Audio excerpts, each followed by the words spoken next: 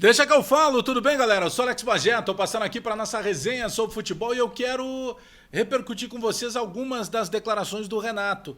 É inegável, mudou o tom da entrevista coletiva do Renato. Renato me apareceu mais abatido, Renato me pareceu um pouco mais desanimado nessa entrevista coletiva do Grêmio. Eu até entendo, porque, poxa, vai explicar de que maneira mais um empate. São 34 jogos do Campeonato Brasileiro do Grêmio, 17 empates. Mas a maneira que esse empate aconteceu, e eu vou ser bem sério para vocês conhecem o meu tipo de temperamento quando eu vou analisar principalmente as coletivas do Renato, e eu gostei. O Renato deu uma das entrevistas mais lúcidas dos últimos meses dele comandando o Grêmio.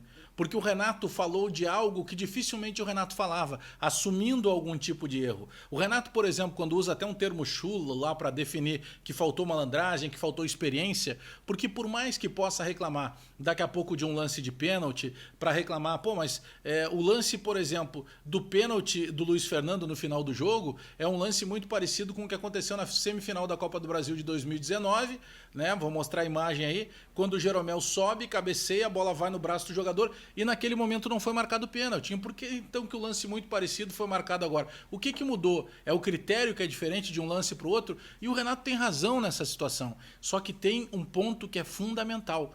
O Grêmio teve, aos 41 minutos, viu o seu adversário ter um jogador expulso.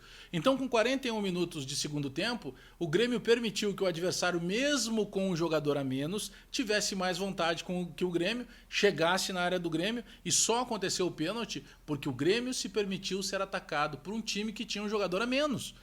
O que está faltando para o Grêmio? É a questão da preparação física, não tem mais defesa para algumas situações. Por que em determinado momento, por exemplo, o Renato tira o Lucas Silva, que estava jogando tão bem, e coloca o Tassiano?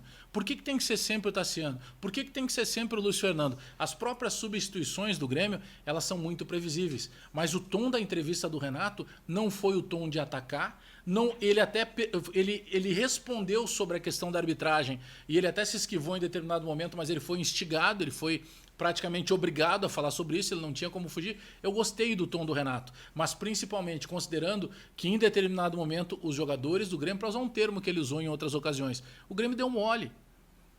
O Grêmio não poderia permitir que o Santos crescesse da maneira que cresceu, e olha quantas coisas aconteceram favoráveis ao Grêmio se a gente botar no pacote. O Grêmio, por exemplo, faz um gol no segundo tempo com 42 segundos. Então, voltando os times, dada a saída de bola pelo árbitro do jogo, o Wilton Pereira Sampaio recomeça o jogo com 42 segundos. O Grêmio faz um gol. E se a gente pegar o primeiro tempo do Grêmio, foi um primeiro tempo, por exemplo, eu gostei do Jean-Pierre mais adiantado, jogando, pisando na área. O próprio PP voltou a ser mais ativo, mais movimentado, participativo mais do jogo. Só que em determinado momento, me passa a impressão de que o Grêmio cansa e que o adversário naturalmente consegue crescer mais. E a gente está falando de um Santos que é longe de ser o melhor Santos. É o Santos, por exemplo, que não tinha Soteldo e Marinho, que são os dois principais jogadores da equipe. É o Santos que não tinha mais o Diego Pituca, que era titular, foi jogar no Japão. É o Santos que não tinha mais o Lucas Veríssimo, que é zagueiro titular, foi jogar em Portugal. É um Santos que está abalado emocionalmente porque acaba de perder uma final de Libertadores da América. É um Santos, por exemplo, que tem o seu treinador, o Cuca, que já deu uma declaração dizendo que não pode mais ficar depois do término do Campeonato Brasileiro no comando do Santos, porque está num processo de exaustão mental. Então, peraí, hoje o pacote era todo do Grêmio, o Grêmio jogava em casa, o Grêmio em determinado momento estava ganhando por 3-1.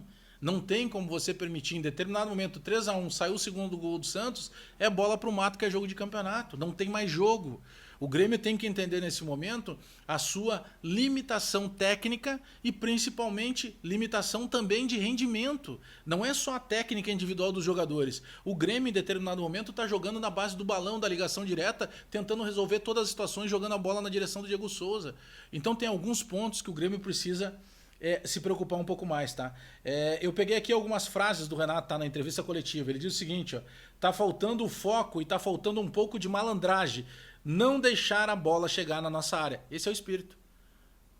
Com 41 minutos do segundo tempo, o Santos, que perdia o jogo por 3-2, teve um jogador expulso e mesmo assim o Santos resolveu: vou atacar o Grêmio, vou pisar na área do Grêmio. E só fazendo isso, conseguiu chegar ao pênalti e com o empate na cobrança do Madison, terminando o jogo em 3-3. O Grêmio não poderia ter permitido ser atacado pelo Santos tendo um jogador a mais, tá? Outra frase do Renato aqui: aconteceu, não estou dizendo que não foi pênalti na questão da arbitragem, Falta de atenção nossa, por isso tomamos o segundo e o terceiro gol. Ou seja, o Renato assumiu novamente um erro do Grêmio. E esse erro ele é técnico, ele é tático, ele é de estratégia, ele é de vontade e ele também é de preparação física. Então eu gostei muito do tom da entrevista do Renato. Embora ele tenha parecido bastante abatido, é um Renato que hoje se preocupou em falar das coisas do Grêmio, em reconhecer que não tem mais como dar justificativa para 17 empates em 34 rodadas. Dá o like no vídeo, dá o joinha para fortalecer a resenha, te inscreve no canal, espalha nos grupos de WhatsApp e aperta o sininho para receber as notificações. Abraço todo mundo aí, até daqui a pouco!